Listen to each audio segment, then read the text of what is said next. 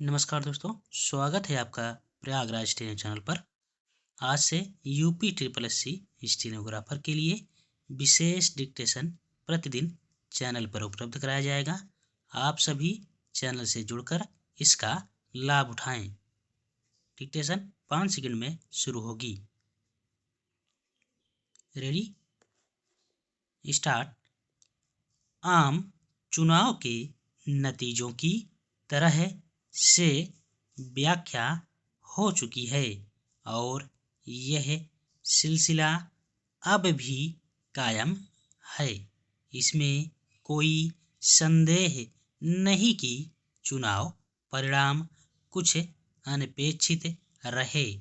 प्रतीत होता है कि आर्थिक दुश्वारियां, बेरोजगारी एवं लोकतांत्रिक व्यवस्था पर खतरे और संविधान बदलने जैसे नैरेटिव ने नतीजे को विशेष रूप से ग्रामीण क्षेत्र में जनमत को व्यापक रूप से प्रभावित किया।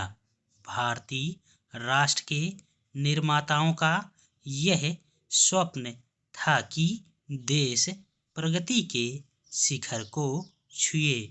अंडमान की एक यात्रा के दौरान मुझे एक स्वतंत्रता सेनानी का यह संदेश पढ़ने को मिला कि कृपया उन्हें यह बताना कि मैंने अपना काम कर दिया है, अब उनकी बारी है।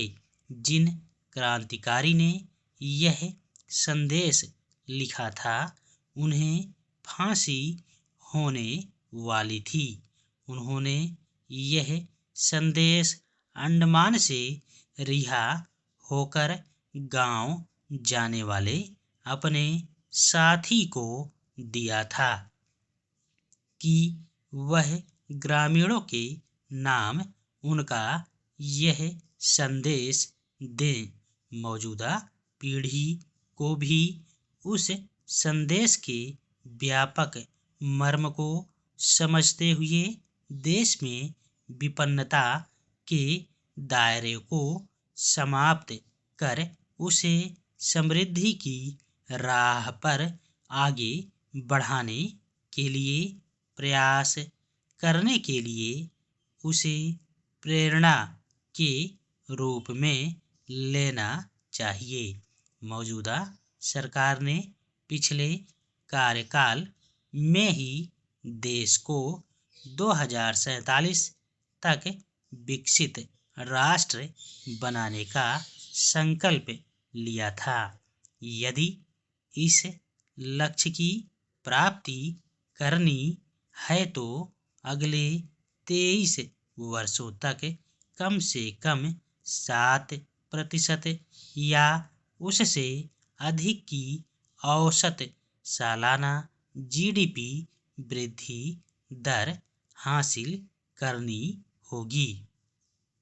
जीडीपी वृद्धि मुख्य रूप से 3 विश्व के सबसे बड़े चुनाव के दौरान देश की जनता को भारतीय लोकतंत्र की चाल ढाल की विलक्षण छटाएं देखने को मिली। 11 लाख और 8 लाख से अधिक के अंतर से लोग जीते तो नोटा का भी इस्तेमाल किया गया। संविधान, लोकतंत्र और ईवीएम पर सवाल उठे, लेकिन नतीजों ने ऐसा उत्पादन कारकों, भूमि, श्रम और पूंजी की उपलब्धता एवं उत्पादकता से प्रभावित होती है। भू राजनीतिक पृष्ठभूमि और व्यापक वैश्विक आर्थिक परिदृश्य यह मांग करता है कि इन तीनों कारकों के बीच व उचित समन्वय, दूरदर्शी नियोजन और इष्टतम उपयोग सुनिश्चित किया जाए, जहां पूंजी दक्षता के मामले में भारत की स्थिति कई अन्य देशों से बेहतर है।